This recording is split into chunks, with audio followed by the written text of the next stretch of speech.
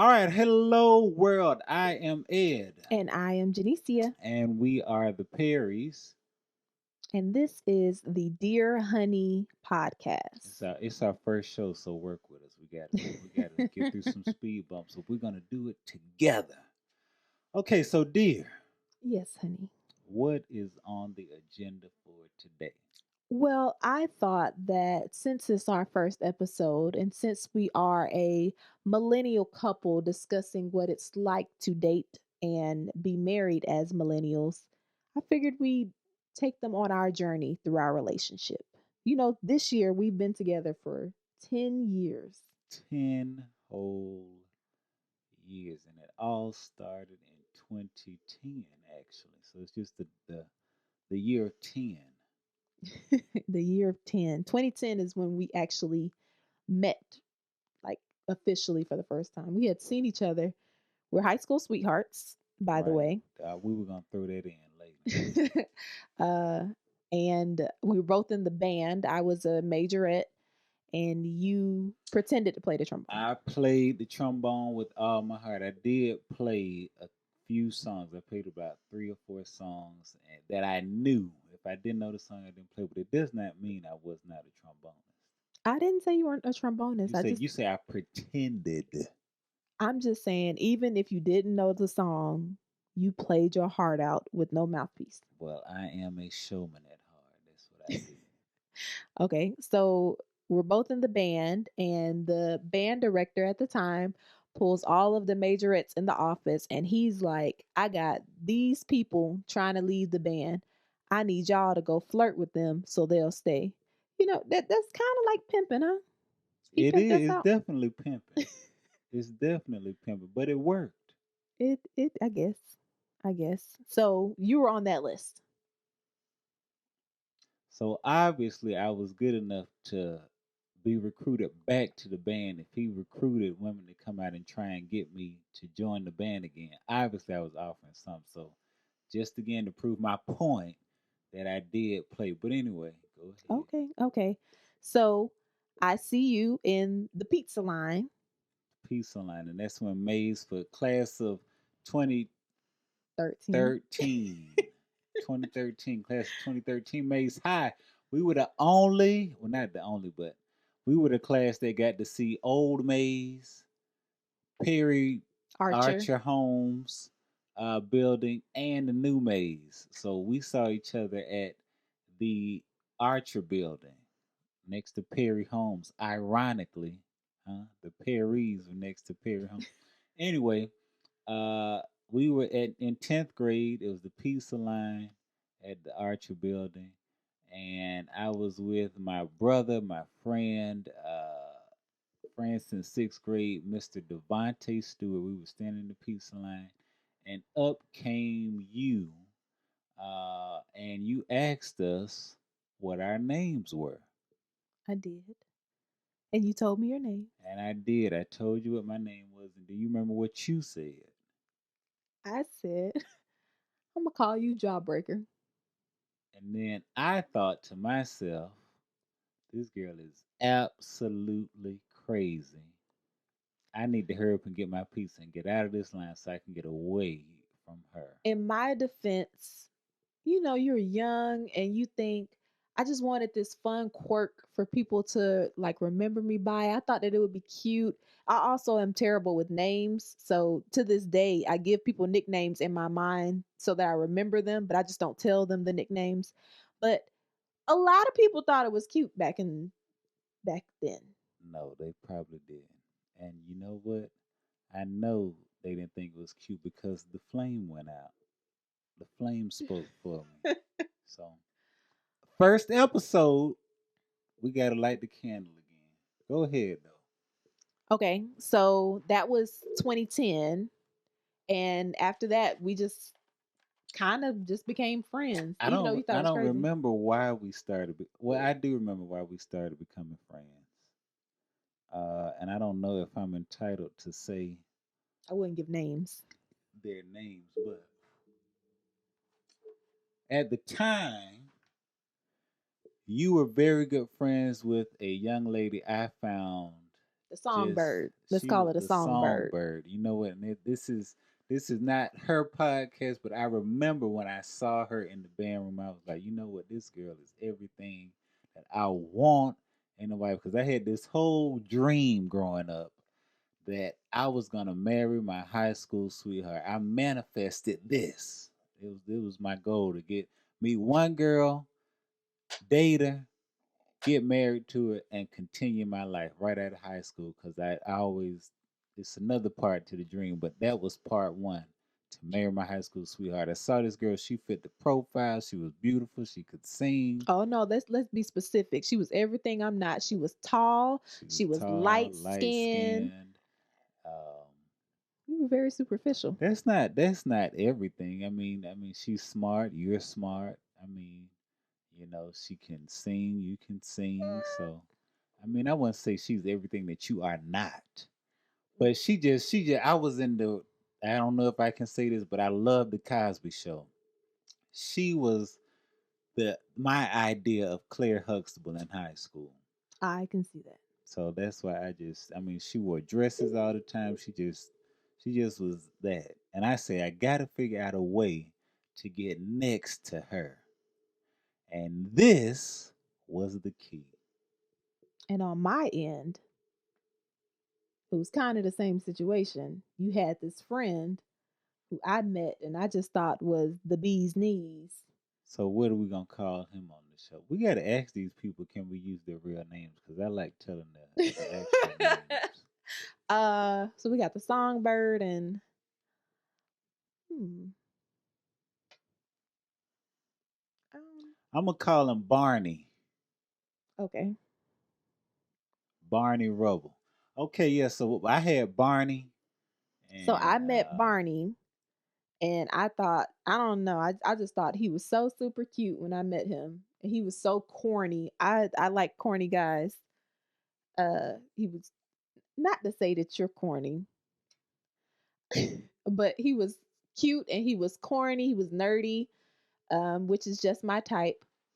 Uh, so, and you were really good friends with Mr. Rubble. yeah, people actually thought we were actual brothers in real life. People would always ask, "Are we actually related?" The answer is no. But for some reason, people think we favor each other. I think it's just because y'all both are tall. Could be. But anyway, we had this idea, and I think over the summer. It was your idea after the Valentine's Day fiasco. No, this was before the Valentine's Day.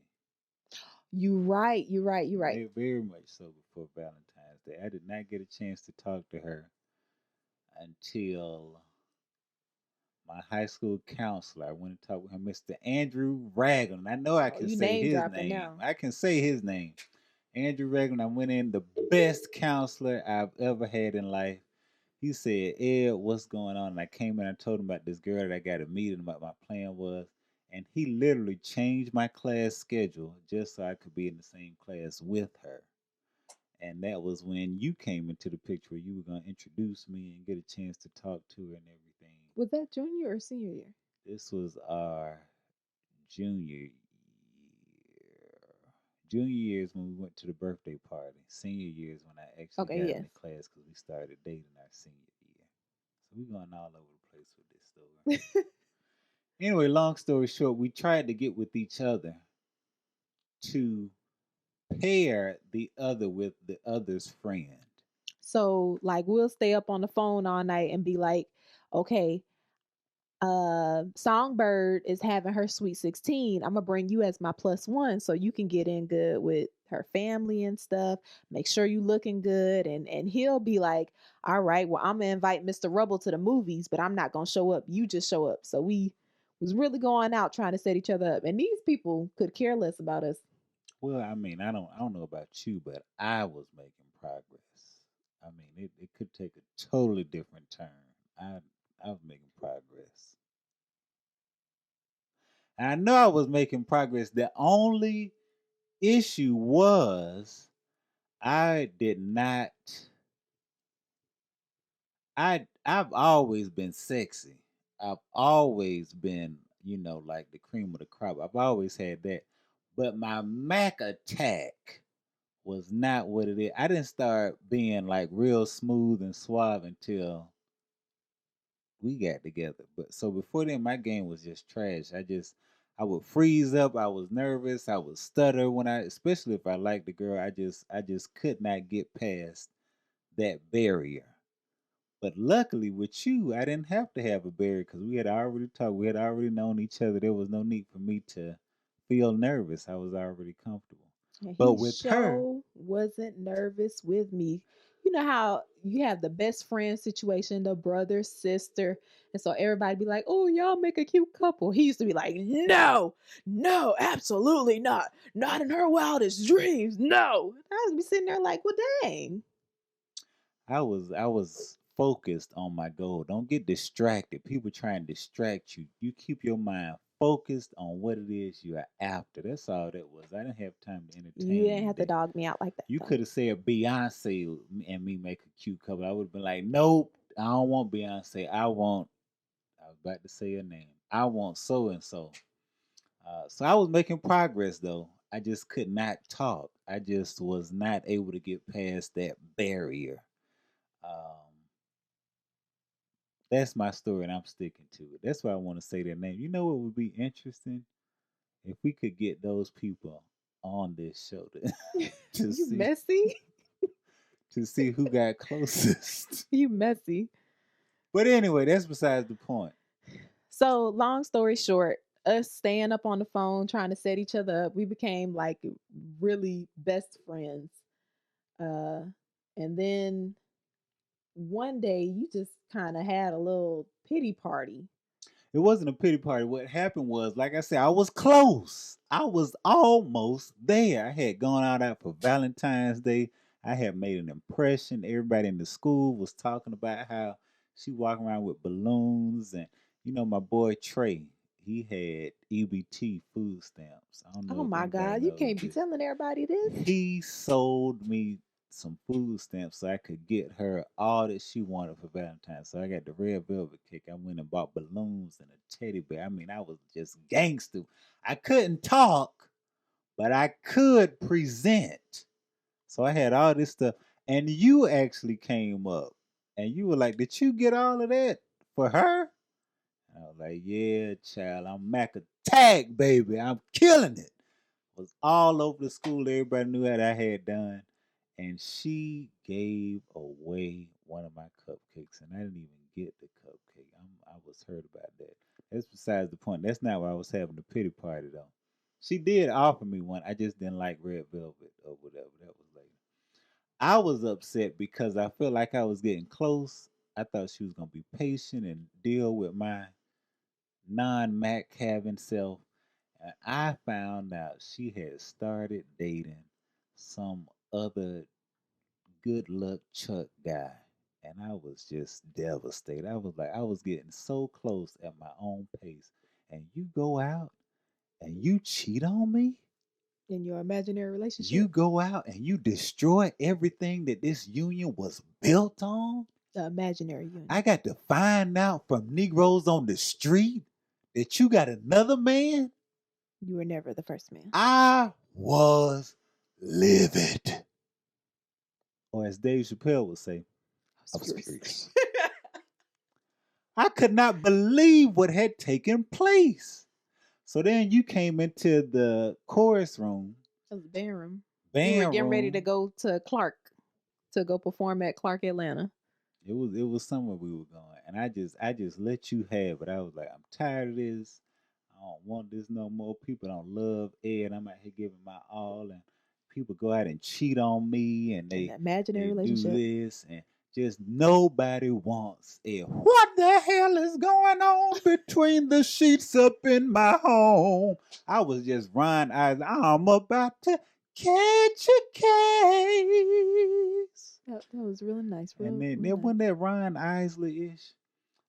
And so she said, When he said, "Don't nobody want Ed," I don't know why. It must have been the Holy Spirit or something. But I was like, I wouldn't say that.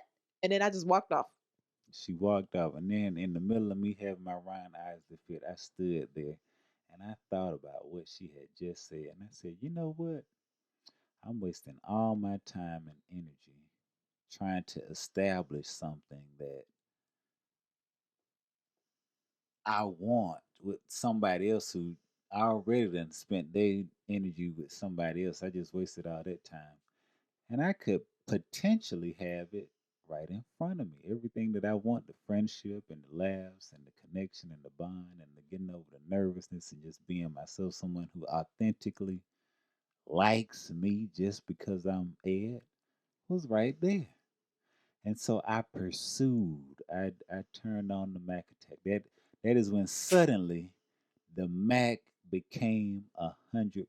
I had evolved and became the Mac, and I gave you 135% Mac. I laid it on thick. You did. Laid it on thick, boy. And so then we started dating. That was She 2012. just skipped over everything, all of the Staples Center and the kissing and the chasing you down on the, but you know that's another time. We'll come back to that later because we short on time. So So yes, 2012 made it official. You asked me to be your girlfriend. you remember how I asked you to be the girlfriend? Yep, we were getting ready to go see Othello. It's always field trips, huh? We're going to see Othello, and we were in the Is it theater. Othello or Othello? You know what I mean.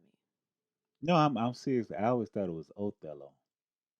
Whatever it is, we was going to see it, and we were in the theater, and you gave me this silver chain, and you was like, "Would you be my girlfriend?" I was like, "Yeah, I will." We had our high school ups and downs back then today. That's another episode as well.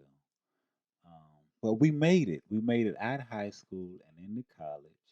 But before we went to college, we went on a college tour together that summer. We started off at the UK. That's where we were going to go. We were going out of state to start our lives. And the UK brought disappointment. We just got a lot of stuff that we really got to dig dive into. UK brought disappointment. We ended up going to Savannah State University. On move-in day, On move in day, I had gotten everything ready to go. I I couldn't got move in. into campus though. I had to move off campus. And then you, I got there. I got my ID and everything, got my stuff ready for my dorm, went to go set up my schedule, and they were like, "Oh, you told us you're going to the military, so you're not in our system. You can't stay here." This was move-in day, the Saturday before school was supposed to start on Monday, and they told me that I wasn't in the system and I couldn't stay.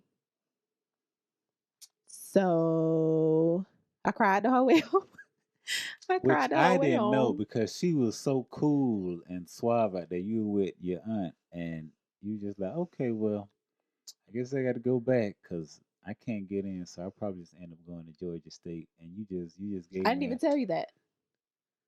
You didn't tell me. You just like I just got to go home because I didn't get in. You just gave me the coolest little pat on the back. You were like, all right, I talked to you, and you just walked off. That was the longest 4 hour ride home. And then it seemed like every song on the radio, you know how when you listen to sad music, like you pretend you in a music video and you be looking out the window? Child, Adele had nothing on me. Wow, I didn't know that. I thought you didn't care. So I was like, man, that kind of hurt the way she left. Then we get home. But I got to go back because I was people like, okay, so why are you still there? After she left, I'm a mama's boy. Okay, so I had already had my bouts of saying goodbye to her, and then my mom was like, "Ed, you're not staying on campus. You're gonna be 4 hours away from home. You got this little. I had this blue van. That's another part of our story. The blue. We just got The Scooby Doo van. so many special moments with that van. So she was like, "You all this away, far away from home. You don't have a car here that's reliable, and I'm just gonna miss my baby." So she started crying, and I started crying, and I was missing my dog Maxwell, who I had left at home. And my mom said, "You know what, Ed? Why don't you just come home, and we'll see if you can get into Georgia State. We can just forget this Savannah State." And I was like, "You know what, Mom? This sounds like a plan. I don't need slap." I don't want to be here anyway. So we packed up, came back home to Atlanta. Unbeknownst to me. Unbeknownst to her, yeah, I just packed up and came back home so I could be with my dog and my mom and uh my who I thought didn't care girlfriend. I thought she was like, all right, I finally got rid of this loser.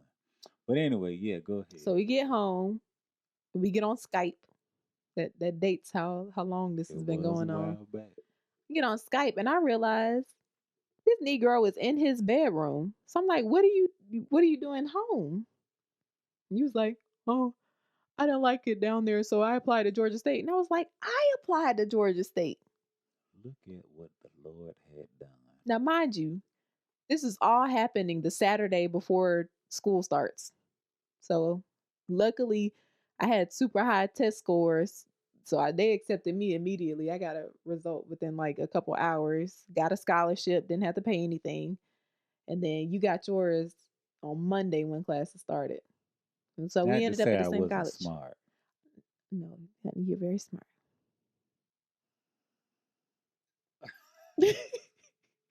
That's not what I was insinuating. Okay, so we get into Georgia State. We up to Georgia State now. Everything went well at Georgia State. And then we get to our engagement. Now, I don't know if you actually know this or not. I was in the speech class. I've always loved public speaking. I've always loved to, tell jokes and everything on stage. And I had this speech class. He was like, you know what? Let's just hear these speeches, come up with something. And I wrote this speech called "The Keys to a Successful Relationship." The keys I got the keys. to a successful relationship. And I did the presentation and I said, you know what, dear, I would love for you to come to um, my speech class that I'm having so I can do this speech and I just want you to see it. So she came, everything was This great. was not out of the norm. Ed, like you said, he's always been in the public speaking. So me coming to sit in his class to listen to him speak was completely normal. So I didn't think anything of it. Now, I had gotten her a promise ring. I got a promise ring that I was going to present to her to let her know that I'm promising I'm going to get you a nice ring and we're going to get engaged and all of that. A promise ring. So I did the speech, and at the end of the speech, and I was like, if you have somebody that's important to you in your life, you need to promise to hold on to them. And I gave her the ring, and the class goes crazy. They just, the girls crying, and the guys applauding, and the teacher is happy and everything. And when the class was over, she looked at me and she goes, "Did you? Is this an engagement ring, or like we were both just so caught up in the moment that we were just like, was this a proposal or was this just a promise ring? We just didn't know."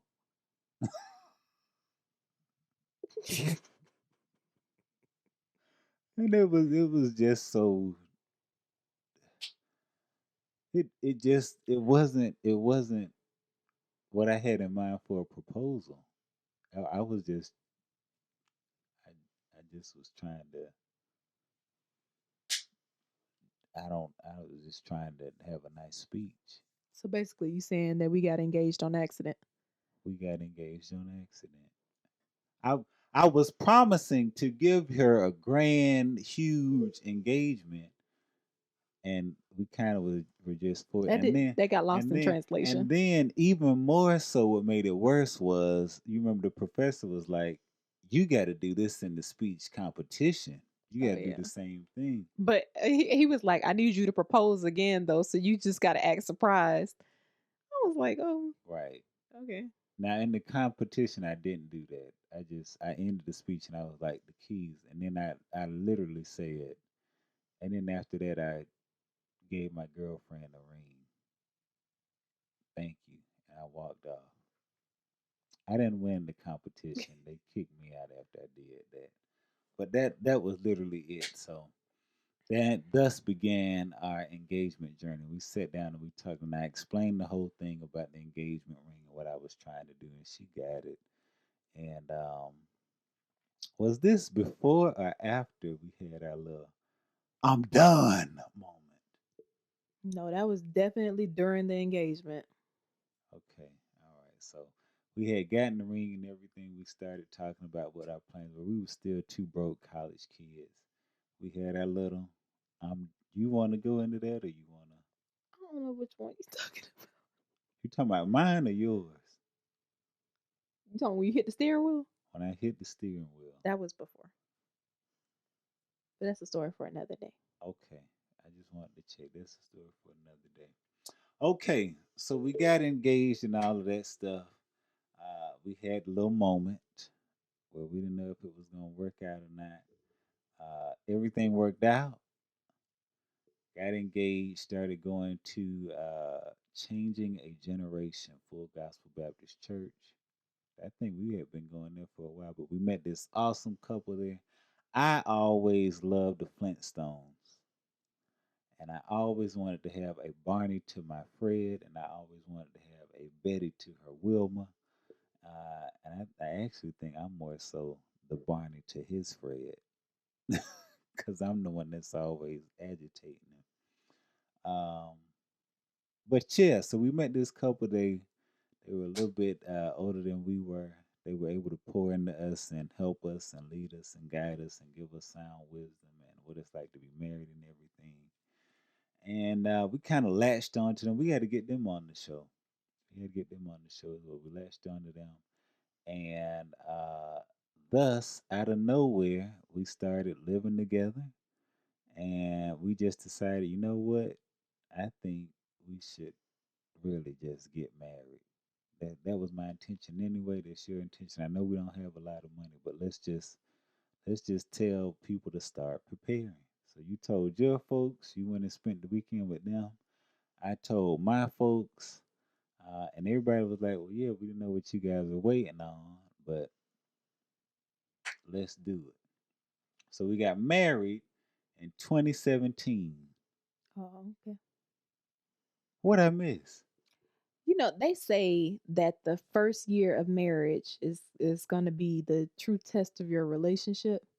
But to me, it was the engagement process. I did not like you. I wanted to strangle you most days, and it was mutual. We did not like each other during the Nah, engagement not on process. my end.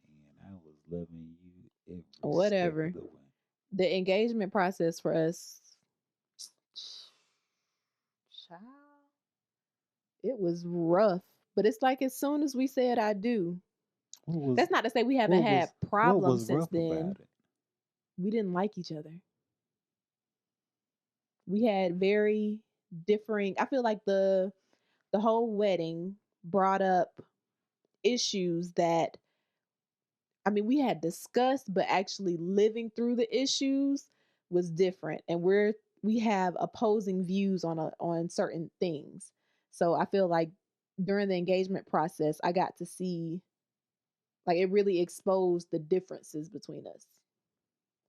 For example, I wanted a very small, intimate wedding, like 50 people tops. Ed's list by itself was like 200 people. Just his side was like 200 people. So we had very different views on things, or even just like family, like what, oh, that's another episode too. Family, the wedding colors, everything. It was just a lot. But then we said I do. And I don't know, it's like we just clicked on the same page for the most part. He had been counseled by one of the greatest couples out there, man. I mean, I don't see how we could have went wrong. I didn't. I was in love every step. I don't know what she talking about. It was mutual. When we have them on the show, we'll discuss which one of us is telling the truth. We shall see, but we all know who it is. So we got married in 2017. Married in 2017. I should add, at the time we were living with my mother, which I guess you want to save for another episode. So in 2017, we were living with my mother after we had gotten married, helping out, chipping in on the bills and everything. And then we stayed there for 3 After we were married, it was 3 entire years. Uh, right before we had the build up, which is what he would always tell me that the couple that we were, he was like, "Sir, you cannot have two queens in the same home. I don't care what you try and do. You can't have two queens in the same home." I quickly found that out that he was absolutely correct. So anyway, long story short, we got to our little build up, and Janicia had her. Remember that movement, because that's what it was. And I said, you know what? Fine, I surrender. We'll all the money that we've saved and everything we'll put on a house because I'm not going to an apartment. We're just gonna go right to a home. And surprisingly, right around that time when we started looking for the home, COVID-19 kicked off. So we started looking for a home during the COVID-19 period. which worked out for us because one, we was getting those little stimulus checks. Those went towards the down payment on our home. Um, the interest rates were super They low when the had pandemic dropped. first Nobody hit. was buying homes. Yeah, nobody was buying houses, so we just really lucked up. We started looking at the right time. Everything lined up. It was just miraculous. This is right before. I mean, now if you try and look for a home, you're paying like triple, quadruple what the price asking price is. Not for us, it was smooth. They were even giving us stuff to buy the house. They were like, "We'll throw this in. We'll throw that in. We'll Hmm. give you that. We'll give you this." So it was perfect. It was the time that we were supposed to move. That's the way I felt. Everything was lining up. So And that was 2020. We bought our first home. 2020 bought the first home. And then as soon as we bought the first home, I was like, you know what? Let's just upgrade life altogether. We're gonna buy two brand spanking new cars with no mileage on them. We're gonna get a new house, two brand new cars to park in our new garage, and we're gonna live happily ever after. And we are not gonna have any children until about another 4 or 5 years down the road. Let's just enjoy each other in our own home, away from mom, away from dad, away from anybody. It's just gonna be us in our own space. And we had that For 1 year. for 1 year because now we have a little boy on the way. And I was You were just, furious. I was, well, not necessarily because I knew you were pregnant. I did not. I knew she, I knew the exact moment. I don't know if anybody has read this book by Will Smith, but there's a part in the book, I'm not going to ruin it, that he says Jada Pinkett, after they went through their celebratory thing, after he knew Jada, for those that read the Bible, you know what knew mean. Once he finished knewing, not knowing, but knewing Jada, Jada was like, "Oh my gosh, I'm pregnant," and she starts crying and everything. I can relate to that because when we finished knewing each other, I said, "Oh, she's pregnant." I wish she would have told me. And about a week later, you came in, and we should probably show the reaction on one of these episodes. But you came in, you showed me the results, and life was forever changed. Um, and here we are today. It's our entire. It's a lot of stuff that we're leaving out though. Like when we got the house and the two cars. During that time, right before we closed, we both caught COVID. Um, and then after we got the house, I got fired. Bruh, literally within 2 weeks of us closing on this house and getting two brand new cars, I get a text message at work. I'm at work, and he just says, "Oh, they fired me." So I'm sneaking to the bathroom to call him, like, "What do you mean they fired you?" This was his first day. We both were working at schools at the time. So it was the first day back from the holiday break. and it's like 10 o'clock in the morning. You barely been there an hour, and you talking about they fired you, and we just bought this house and these two new cars. And he was like, "Yeah, I'm happy about it. I feel at peace." I was at He peace. hated that job. I mean, it was easy money because they never gave me anything to do.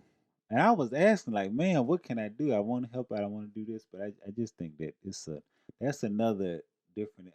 We got so many episodes coming out of this one episode.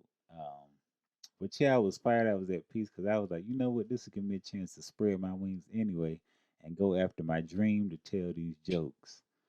Um, but life had other plans.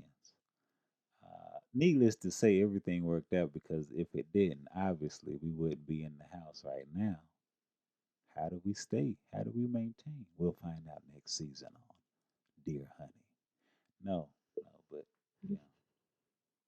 Yeah, so we've been in our house a little over a year. We have a little baby on the way. We're pretty much in countdown mode now. We're about 2 months out. Ooh, a baby, a whole baby. A whole little boy.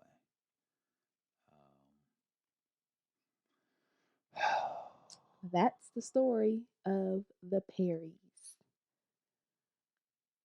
So, That wasn't really the story. That was kind of just like a a synopsis. yeah. We just cut everything down in this short time. Um, but as we go further into the episode, like we said, we'll be going through the ups and downs of being a married millennial couple, how we did it, how we deal with each other, with the ups and downs, the highs and lows, The good, the bad, and the the ugly. good, the bad, and the ugly, and how we maintain for 10. Because believe it or not, It doesn't feel like 10 years, huh? it doesn't feel like 10 years, but it's also not as easy as most people would make it seem like. I don't feel like it's as hard as. No, no, no, you're right, you're right, I don't. It may not be as hard. I don't think it's hard. I don't think it's easy. I think it is. It is a decision. It is a decision. Oh, I felt that somebody's watching this right now. You felt that thing right there as soon right. as You I gonna said start preaching? decision. I might start preaching. I don't have my hoop triggers ready, so I can't preach it. But it is a decision that you reap the benefits from every single day. Oh, it's sometimes the consequences. And this is, that's what this podcast is about. How do you manage with the decision that is in place? Is it love? Because I know you're a lot more. Oh, and love No, and I agree that it's a oh, and decision. You have to decide to be committed to somebody for the rest of your life and manage all of the things that come with that, the, as you said, the benefits and the consequences. So I do, while I think that love is a great part of the foundation, it takes commitment. It takes drive and focus to stay committed to one person or to decide to love one person actively, not just passively, but to love one person for the rest of your life. this just came to me. You guys are catching this live as we do it. So, dear, Yes, honey. what one word or one thing would you give to the viewers about marriage or just anything in general that you've learned in this 10 years together? What's one tip that you would give? I actually get asked this question a lot, and my answer is always effective communication. So I always give the example. We do this. We heard from on the Steve Harvey show. Steve and Marjorie were talking about it. This is what I. This is what you said. This is what I heard, and this is what you meant. So, like for example, if I'm trying on some jeans and I'm like, "Babe, what do you think about these jeans?" and you say, "I think you need to go up a size."